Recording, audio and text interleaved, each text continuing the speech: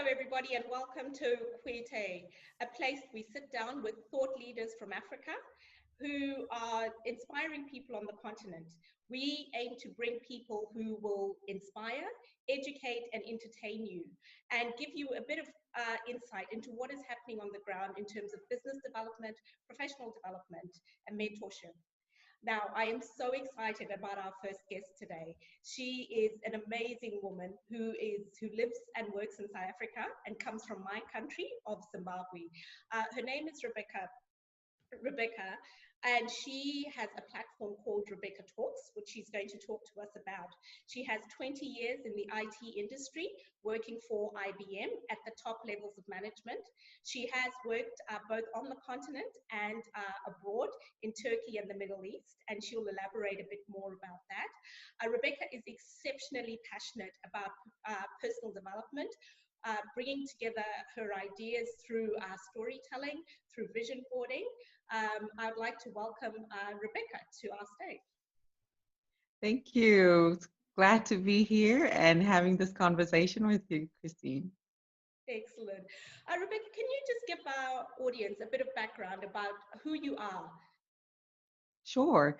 Born in Zimbabwe, I always love to give this story. Growing up, my dad lost his job and we actually became homeless. And I think at the age of 15, I really thought I would amount to nothing. And I kept on saying to myself, I'll never amount to anything. And then this one lady just saw the plight in our family. And then she said, you know what, there's a family that actually lives in America and they need an au pair. And that's how I actually ended up in America at the age of 18. And from there, I was able to support my family back home and just, get everything started. But just to think of it at that time, my eyes started becoming much more open to the possibilities. Even though there were opportunities in Zimbabwe, but I think just coming out of that mindset where I thought I'll never amount to anything. And then I started working in a call center after 4 years of being a child minder. And then working in that call center, that's when the IT bug bit me. And then I said, I think I can do this kind of thing. And then while working in IT as well, I said, I want to be in leadership. I want to be a manager. I want to help people and I want to see people succeed. And that's where I also kind of developed that the heart for people. And I think ultimately when you go into business, the underlying fact is that you need to find purpose in whatever you do. So it wasn't just about the IT and the technology and being part of great corporates, but it was really about, at the end of the day, we're trying to solve problems and help people. And then moved back to South Africa in 2006, 3 kids later. And then fortunately, I was able to work for IBM in South Africa. And there, blessed my heart, my little experience from being a call center agent. I was running a call center team. And then later on, one of the key clients for about 400 people and with 8 managers reporting to me. And from then on, my dreams just kept on getting bigger and bigger on a career-wise. Family-wise, things kind of fell apart, and that also kind of shook my identity quite a bit. But I'm glad that I found purpose. That's where also the vision boarding came to light as well. Where I just said, you know what, I want to help more people just to see beyond their titles, see beyond their job role, see beyond being just a mom or a dad or, thinking that the title makes or defines you, but just finding purpose in life in general. So that's basically where I'm at. And that's where Rebecca Talks was also birthed through motivational speaking that I do and impacting individuals everywhere I go. Wow, that's a real potted history of where you're at. Can I just take you back just a little bit so our audience understands, where you're at a little bit. So you're 18, you find yourself in the United States of America. Which part of America were you in?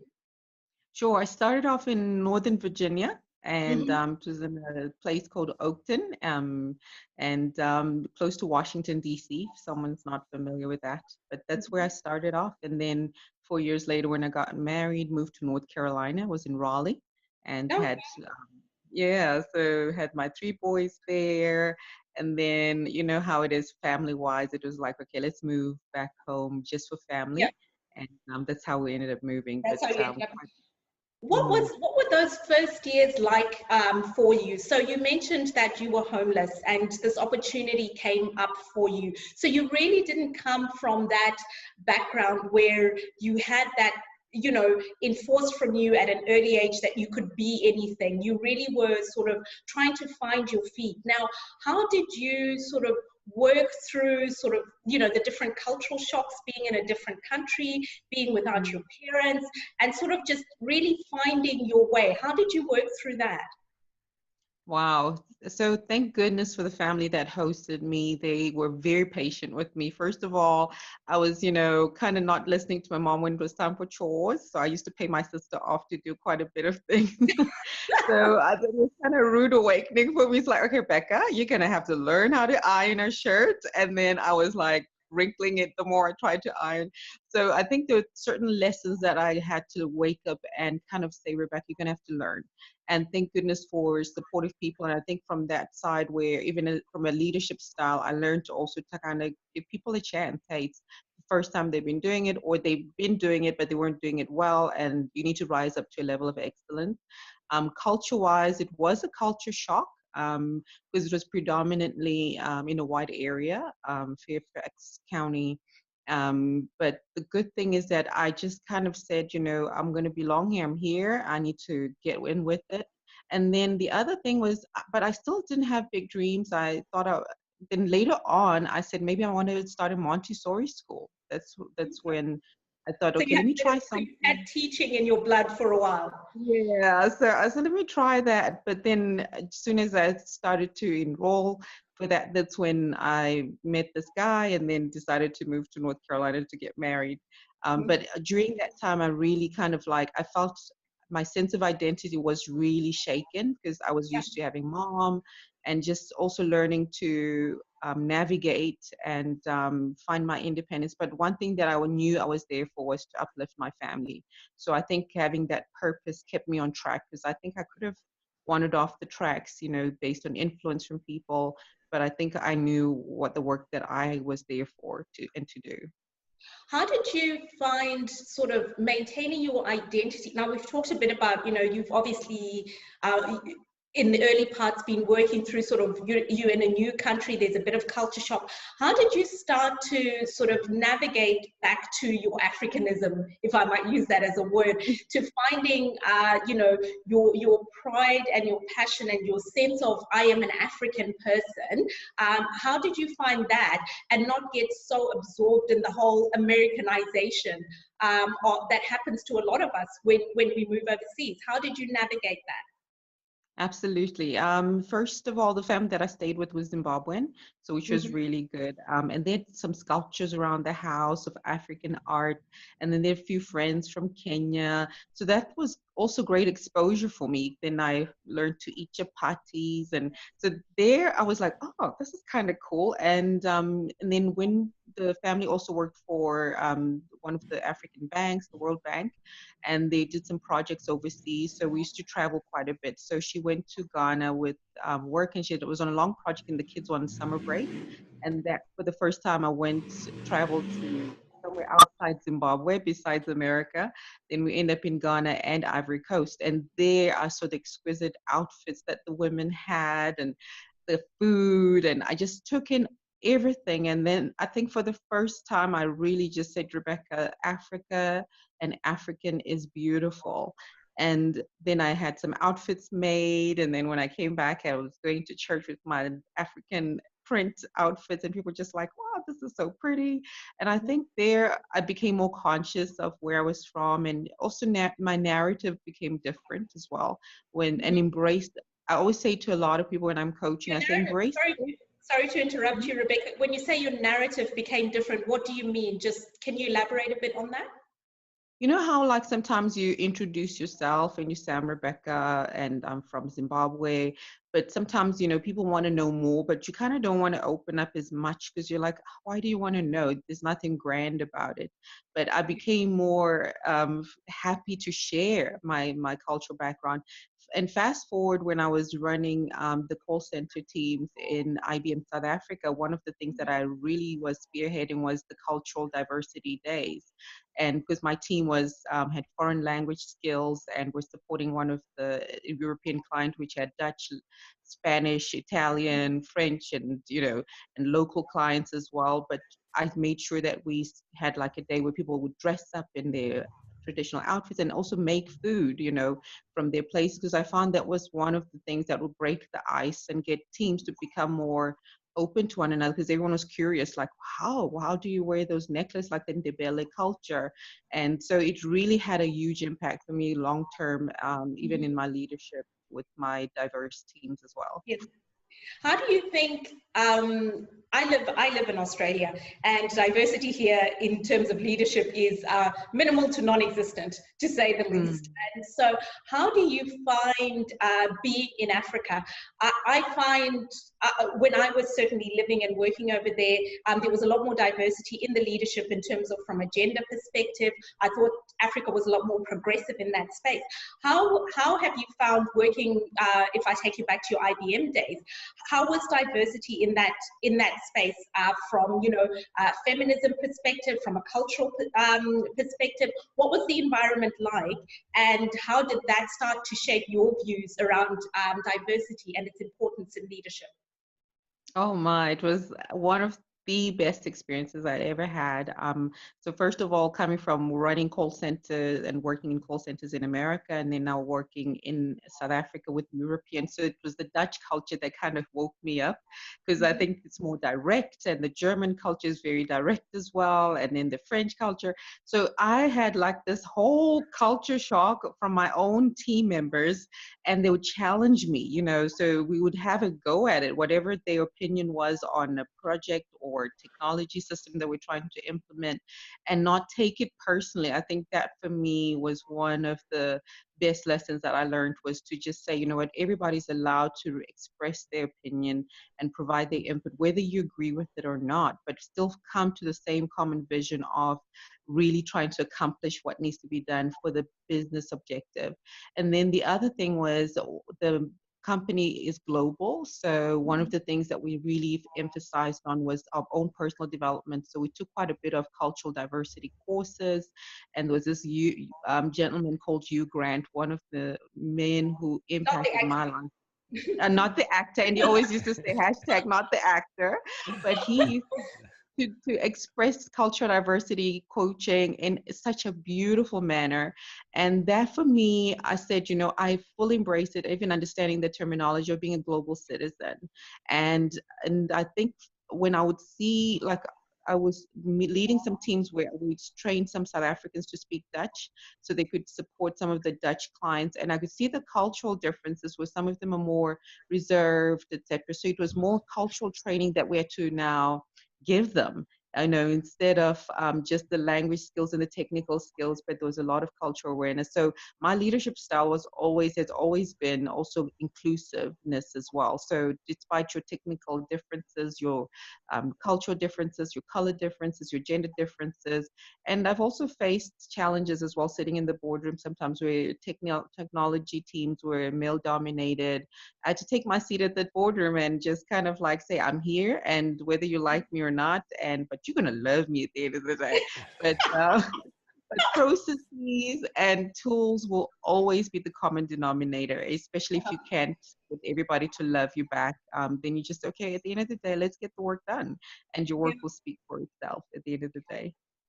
Now, young girls don't tend to gravitate towards IT.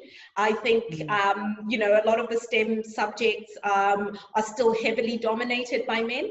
So how are you finding, is that changing? Is that shifting in terms of, girls getting more of an interest in IT? Yes, it's starting to shift a lot. So just as an antidote from my college days, I remember I signed up for this programming class, and we were about 25 people, I think about 14 women. And then at the end of the day, after the second week, I was the only girl left in the class, and there was a Chinese lady who was actually the instructor. So fortunately, I had another woman to look to say, okay, I can stay in this course, and the rest were just young men. and I stayed the course and made sure that I passed that class. So I think I experienced it personally, where I see that women were just kind of like feeling like this is not for them. But I've got a young mentee that I work with, and she's doing some amazing work. She's got this company she started called Social Coding, where she's helping young girls from a young age to do IT and be exposed to that. And I think also from a STEM perspective, I don't know if you've heard the term STEAM. Yep. They've added the A to STEM, which is Mhm. more the art side. So I think, you know, with all the graphics designing that's coming through, and a lot of artistic work that's coming, even, you know, when it comes to medical design and technology that comes with the tools that comes through with the different facilities that need IT as an enabler. I find that women are getting drawn into that. So I think if we package IT more from a social responsibility to say there are challenges in our community, how does IT enable and help you solve the problems? I think that's more relatable to a lot of girls. And bringing the fashion industry and saying there's technology aspects of it, I think that can draw them more than just kind of like bringing it kind of raw, the way we used to present it to the guys in that language. But I've been able to navigate around it, and I've always tried to be a role model and just kind of be an advocate for IT, that it does look cool and it's kind of relevant for women. And I've met quite a lot of women who are making strides in it. So it is coming up, and a lot of powerful stories across the continent of women in technology. Excellent. Just speaking of the continent, I find there's a lot of misconceptions around Africa in general, around, you know, who African people are.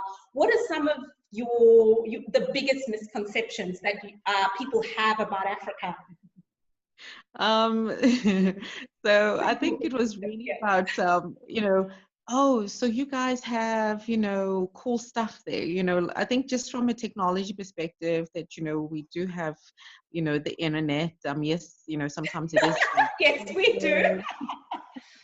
um, but more people, I think, because of also social media platforms, I'm also trying to intentionally, like I'm on Instagram and on Facebook, but I intentionally try to highlight African stories. And you know, if I visit an African designer and kind of post pictures, and people kind of like, oh wow, I didn't know it was that cool, you know. So I think the misconceptions was, you know, we kind of need a lot of help from the outside, that we don't have it within us. Even for ourselves as well, I think we used to have that whole mentality of we need a donor, we need a rescuer, we need someone to rescue us. But I think it's through collaboration, yes, from the outside help.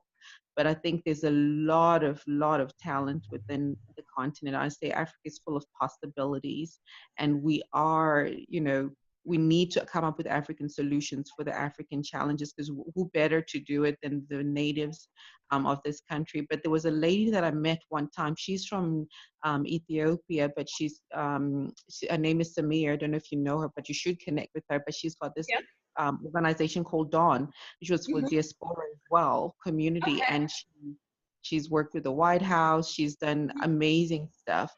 But one of the things that when she articulated her story, and she said, you know, I was born in America, my parents from Ethiopia, but then she saw the power of the diaspora community, and then also in articulating the story of the African child, and saying, Yes. how do we make an impact in our community? But whether you're on the other side of the world, how do you go back and give back to your community where you come from?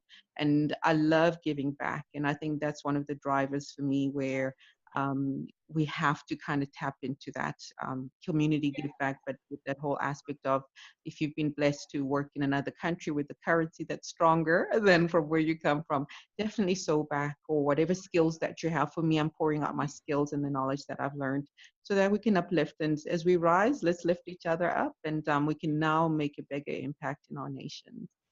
So tell us a bit about when you left IBM and how you made that transition from being, you know, in the corporate world, in the tech world, doing all these interesting, amazing things, and, you know, making the leap almost to a startup and Yeah. starting your own and going out on your own. And that requires, you know, a level of courage and a level of, you know, venturing into because you'd been at IBM 20 years also at that point. So what was happening at that point, and what was really the driving force behind you starting Rebecca Talks?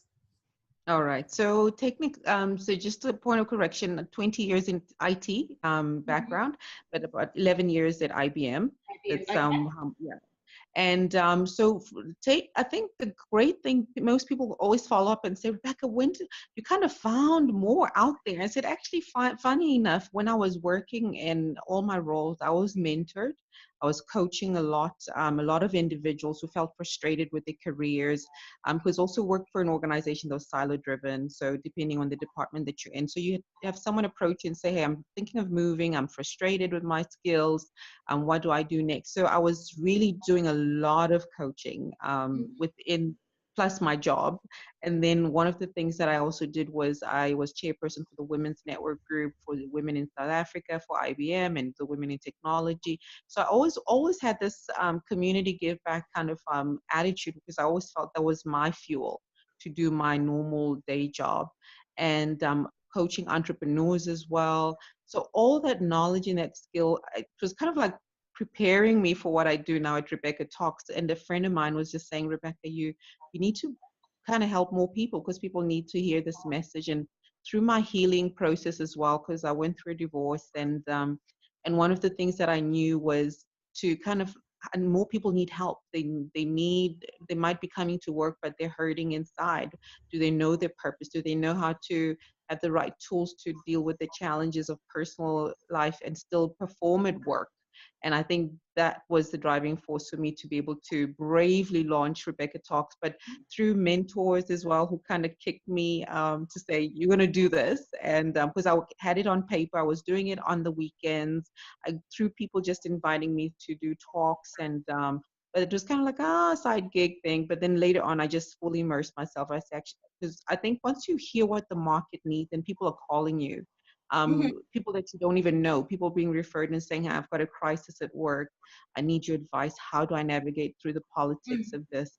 And then just making that time and having meetings with them. And I think that for me became the driving force to say, it's bigger than me. It's not about, my brand or anything, but it's actually meeting a need. And I think once you find people who are having a go at work or at senior level roles, but they're not fully equipped and don't have the right support, you want to be there for them, because that's something that I would have wanted someone to do for me. So that's the model that my business is really built on, and just being positive, bringing positive stories and to people. Like I was saying, I'm very intentional now from the context of the stories that I give on social media, that people may know that the African continent has got talented people and who are Yeah. having a go at their careers and life. Yeah.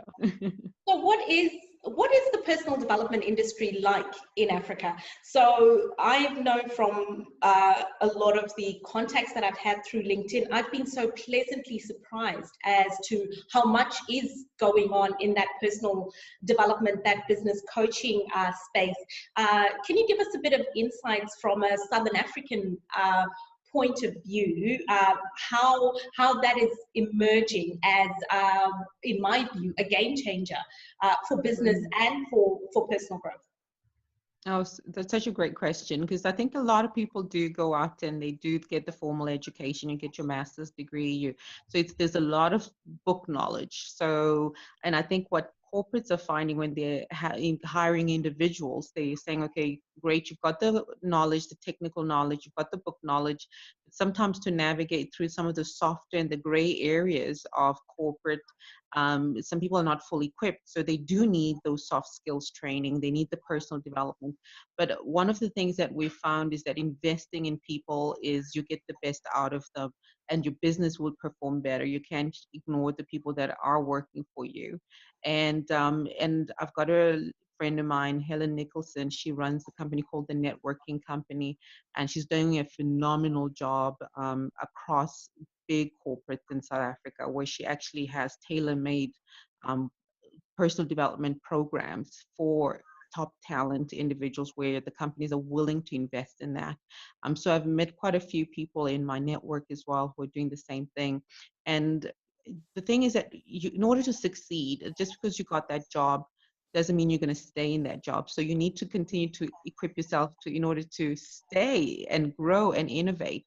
And what better way in investing in yourself? And so it's well accepted. Some corporates, although, have their own platforms, their own I'd say IP when it comes to personal development. But I think sometimes individuals also kind of want something different, something from the outside, different perspective to help uplift them. So there's great opportunities. Still more work to be done, and I know across the continent as well. Kenya and Ghana are some of the countries, and Nigeria were investing a lot in the employees through personal development programs. Yeah. You said to me you're in the process of writing, you're a burgeoning author, and I know you're in the process of writing three books. Do you want to tell us a bit about your writing and where that's coming from, and what you're hoping to influence in that space? Sure. One of the things that I did when I was coaching a lot of women in the network groups was I tried, and even just individuals in their career, I realized I needed to give an analogy that would make sense to people. So I took the analogy of driving. So driving to your success. And so it's something that I incorporate in a lot of my talks. So even with the vision boarding as well, just to say, you know what, don't live in park mode. Don't park your dreams, don't be in neutral mode where people take you wherever. So that kind of birthed the book that I'm writing called Driving to Your Success. And it's got a lot of leadership gems in it to help anyone navigate through the roads and the terrain. And because I felt like, my life was going well on the red carpet of corporate, the team loves you, you're the best thing since sliced bread, and then the challenges come, and then you're not prepared for that. The bad storms of life, there's a bad road ahead or bad weather ahead. And so I try to use those analogies to help someone who might be new in leadership or someone who was already in leadership to help give them more tools and different perspectives on how to succeed. And then the other book that I'm writing is more about my healing pain. So sometimes I give the analogy of leading while bleeding, because sometimes your heart might be broken, but you still got to show up. The clients are not going to stop requiring their needs. The show must go on. Exactly. So I think that one was when people saw and heard about my story of healing from a marriage that had fallen apart was, but how did you do it? Because I had the most challenging job role. At that time, I'd just taken on a challenging job role. So I could have actually bowed out of the game and just kind of gone through depression. But I just said, you know what, I'm going to pull through. And through getting the right tools and getting the right, I'd say, support, I was able to still rise above the rubbles of things that were lost, I would say, in the fire. And then the other book that I'm writing is just about encouraging people to just keep fighting for your dreams. And it's called One More Round. And so it's a faith-based book, and just the power of not giving up in the round of life. Sometimes you get hit with a left hook that you didn't see coming, but you got to get up. Yeah, you got to get up and go one more round, because sometimes you might be in your first round of your fight, or you're in the 11th round, but don't give up. Don't throw in the towel, and get the right people in your corner to coach you and to encourage you. They can't fight your battles for you, but you can fight for yourself as long as you're determined to know that that prize is bigger than your pain. Yeah, so that's basically what's in the pipeline. Sounds excellent. There's just a question for me. We have a personal connection that I've recovered too from a broken marriage. And one of the things that I found in the African diaspora, particularly with women here, with us African women, because divorce is so frowned upon in our community, and the way our culture views divorced women, I've had so many conversations with women about the fact that, a divorced woman is seen as used up goods. We have a saying in our culture, it's like the lowest form of life to be said, akarambwa nimrume. Yeah. So just having that connection and, being two women who've gone through that space, what can you share with women? There's a lot of pain out there, and there's not a lot of support usually from the immediate family. You mentioned that you were at the top of your corporate game. You've just taken on a very challenging role, and yet you found the tools and the support. And knowing that, that's not readily available to a lot of our sisters, what would you say to women who have gone through or going through some of the challenges both you and I have gone through in terms of a marriage literally falling apart? And from an African woman's perspective, if the household falls apart, it is your Yeah, fault. it's your fault. What would you say to our sisters about that? Oh, my heart goes out to a lot of them, because some of them it's like, it's unwanted in their cases sometimes. Sometimes it's their fault, where you think you can do better and then you find, hey, you know what, it's not better out there. But the one thing that I always say, no matter where you're at, no matter what's been lost, no matter what pain you're going through, you can always get up, but start by crawling if you have to. Number one, get up, wake up every morning. Just that effort of rolling out of bed is important, because sometimes the depression and the hurt and the shame that comes with Oh the yes, word. the shame is a big thing. Oh, you don't even want to show your face. You'll be like, I'm so ashamed. So you'll be filled with shame, and you don't want to show up at the parties or at events. So that helped me. Where I had a friend where she started like a girls dinner date type of thing. So we used to have a girl group, and you'd wear a little black dress, but we tried out different restaurants. But it was more like a sisterhood. And I kind of like, first I was so shy to do that because I didn't want to put myself out there. And that was part of the thing that kind of helped me to just put my makeup on and dress for it, even if I wasn't feeling so great inside. And then the other thing is, whatever job role that you're in, still perform, because the thing is that if you that's your livelihood, because it's one thing that you've lost a marriage, but then now your source of income, so you can't self-sabotage. The pain that happened was an emotional and the marriage thing. Yes, it's filtering into your work, but still keep the issues separate. Work is work, and the marriage is the marriage. So don't let it kind of spill into that. Exercise is always good. But I think also opening up to the right people. Sometimes you will bump into the wrong people while opening up, and they'll use that information to kind of hurt you even further. But still don't stop trusting people. You will find that sisterhood that will help you, or the brotherhood, because there's some men who actually helped me. I remember I went to, I call him Uncle Alex. He was a mentor. I said, I'm dropping the balls. I feel like I'm missing meetings. I'm not meeting my deadlines, because I really felt overwhelmed. And then he sat me down and he just said, Rebecca, have a schedule.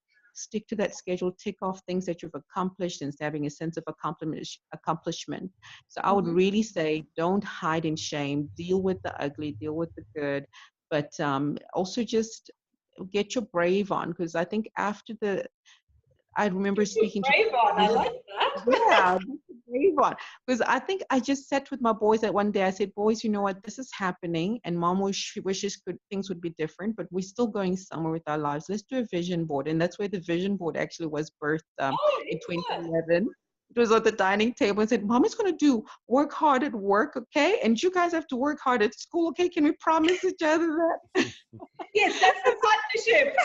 It was a partnership, because it was almost like everything was just falling apart, because now we all felt like we built our world around this individual, and he was a strong tower, great person. So it wasn't like he was a mean person, or anything, but it was really just a matter of, okay, but who are we without this individual who was the Yeah. pillar and the heartbeat? So learning to cast a vision, to say, beyond the pain, beyond the disappointment, where am I going? And a lot of women want to think that I'm trying to encourage them, is to say, who are you? And what are those talents that you've always had boxed up inside of you? Let them out. If you wanted to write or paint, no matter how old you are, it's never too late to dream again. And if seems like one dream has died, dream a new one. The possibilities are endless. And I think we are lionesses of Africa, and it's really to tap in and just kind of rise above those ashes. And my theme word this year was unstoppable, because there's so many reasons why we can stop in life, and we lose things along the way, but just keep going and keep pushing. And I'll say, find a community that will help you, but also find a purpose, like maybe going back to school, doing a course, pick up those knitting needles. If you used to knit, maybe go train you to crochet, do that again, but just start living again. And so that'll be my advice to people. But also, just don't live in the shame. Yes, it happened. Yes, it could have been different, but it's happened. Now where do we start? And my mission is always like, okay, yes, it happened. Yes, we've cried, and allow yourself time to cry and heal. But now, what's next? Let's move on. We can't keep on living in the parking lot of disappointment forever. Yeah. Now, back to Rebecca's talks. Can you tell us a bit about, the people you interview, the people who come on your show? What are they teaching you? What messages are they inspiring, for you and for your viewers? Oh my goodness. I mean, I've met some incredible people and it's through the network. So one of the things that I always try to tap into is who just authentic living. How are you living your life? Whether you're a cook, whether you are, I remember speaking to grandmas that are financial literacy training, and Oh, this people, yeah, these grandmas, and they do knitting, and so we're training them on finances. And then I did an interview with one lady, and she's like, Rebecca, I really felt like I was at my, like I don't have enough money to even budget for. But then now she had hope. So I think it's really meeting people where they are trying to make ends meet. So it's not mhm, really about the glamour, but I always like to go behind the scenes of the how to. How does one try to make a living through the basic things of life and with whatever they have? And I always say, what's in your hands? So I think those are the people that I found. I found some really prominent people who are doing very well in their fields, whether it's in deco or whether it's in financial institutes. But I think for me, my message is quite diverse, but I'm trying to still hone into that one story of inspiring other people to say, doesn't matter where you come from, it doesn't matter where you find yourself. What's in your hands, and are you truly expressing the life that you were designed for? And it can be very different for different people. So yeah, I've been more inspired than anything else. But I think the more people hear these stories as well, they can be inspired to run their journey. What would you say to the young African girl? The young African girl who is where you were before you went to America. What would you say to her? My message is always, you don't have to go out of the country to find your purpose. Start from where you are. So I remember when I was younger, I used to help kids in the community. I remember going to church and trying to volunteer and kind of like do some activities with them because they were running around outside. And I think just tapping into those little things that you find yourself naturally doing is, as a young African girl, start with what you have, start with what you're good at, and develop it from there. Because many times we're looking for the big events and the big money and the big bang theory and the big launch, and then the money never comes, or when things are almost aligned, something happens. So I always say, but start small and be faithful with the small. And then the other thing is believe in yourself. You are beautiful, flaws and all, dark, light, big or fat or thin, tall or short. You are beautiful. An African girl is beautiful. And love yourself and embrace every part of the story, the ugly, the tragedy. Articulate that story. Every chapter of your life matters, and your dreams are valid as well. And I'd say to the African girl, also dream in wide open spaces without borders, without limits, because sometimes we put borderlines and limitations mentally on ourselves besides what people have done to us. Yes, some people, you grew up being told, Kwana, Zanjimboyako, or Nyarara, I mean, especially for a young African girl, don't speak until being spoken to, Oh, all definitely. the yeah, so you incorporate your as to speak for yourself and brag about your skills, and then you're thinking like, no, no, that's not what I've been taught. So it's really breaking out of those restrictions, but with respect, obviously. But I'd say dream without borders, African girl, because the world is there for you and it's there to offer you whatever you need. Yes, there will be hurts and disappointments along the way, but as long as you dream and have your dream is valid and you are able to rise above whatever limitations that you might find yourself in. Before I ask my final question, can you tell me a bit about your singing? Because I saw on your Facebook page, you have a beautiful voice. What does, that was a pleasant surprise because like you're multi-talented already. I thought, this is unfair and she can sing. Oh, Thank you. I love singing. Music is like such an intricate part of my life. When we're in America as well, my ex-husband and I used to record. We used to have a recording studio in the house. We used to do gospel music and tour and do some like an African style type of thing. But when I was younger, I always sang from the age of 15. Yeah, so I started to sing. My dad always made me sing, and my brother used to play guitar. So I think just coming from a musical family, love country music, hint, hint, and love African music. I love classical. I think I just love music, but my heart just sings when I'm happy. And yeah, and one of the songs, I also incorporate a lot of music in my workshops as well, because I think Yeah. there's power in that where it just speaks to your soul, and it just helps rise that. And even like when I was going through a tough time, one of the songs that I sang was "I Hope You Dance." It really just kind of say, it's speaking to my spirit, like, Becca, you're gonna dance, girl, no matter what. Just, sure. All right.